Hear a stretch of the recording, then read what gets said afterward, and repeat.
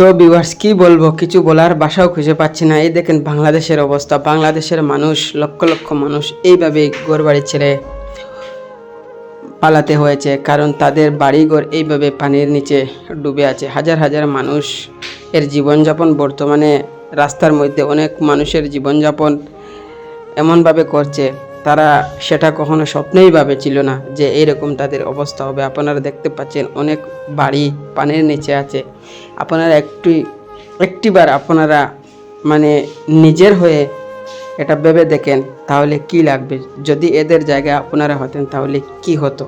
এই দেখেন বাড়ির পানি, চারিদিকে শুধু পানি, কোনো মানুষ দেখাই যাচ্ছে না। এক সময় এই জায়গাগুলোতে অনেক মানুষ বসবাস করত, কিন্তু আজকে দেখেন আপনারা অনেক বড় বড় বাড়ি দালান কোঠা ছেড়ে মানুষ আশ্রয় শিবিরে গিয়ে আশ্রয় নিচ্ছে। আপনারা ভিডিওটির মধ্যে দেখতে পাচ্ছেন। এই মানুষগুলার কষ্ট দেখে বিশ্বাস করো মানে নিজের চোখের জলটা মানে ধরে রাখতে পারছি না, এরকম অবস্থা হচ্ছে। হাজার হাজার অসংখ্য মানুষ মানে আপনারা দেখতে পাচ্ছেন ঘর বাড়ি ছেড়ে কোথাও গিয়ে আশ্রয় নিয়েছে। এমনও হয়েছে অনেক মানুষ যারা এই বন্যায় নিজের প্রাণটাও দিতে হয়েছে। আপনারা দেখতে পাচ্ছেন ভিডিওটির মাধ্যমে পুরো মানে চতুর্দিকে পানি, আর পানিগুলো এমনও হয়েছে মানে কোথাও মানে থাকার মতো জায়গাটাও মানে নেই। এই দেখেন অবস্থা, দোকানের মানে কতটুকু উপরে পানি, কম কম হলেও এখানে মানে একজন মানুষের বুক অব্দি পানি, গলা অব্দি পানি। আপনারা দেখতে পাচ্ছেন মানুষের টাই কোথায় হবে। এখানে অনেক মানুষ আশ্রয় শিবিরে গিয়ে আশ্রয় নিচ্ছে, অনেক মানুষ মানে যে যেখানে পারছে আশ্রয় নিচ্ছে।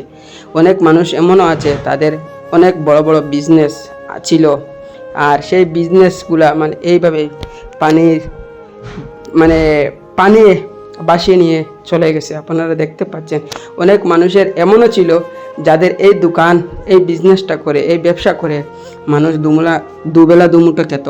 আজ সেই ব্যবসাগুলা এইভাবে মানুষের ক্ষয়ক্ষতি হচ্ছে। সো আমি একটাই অনুরোধ করব বাংলাদেশের মানুষের সঙ্গে, অবশ্য আমরা তো আর কিছু করতে পারবো না, শুধু দোয়া করতে পারি যেন আল্লাহ যেন বাংলাদেশের যে বন্যাক্রান্ত মানুষের হেফাজত করার জন্য।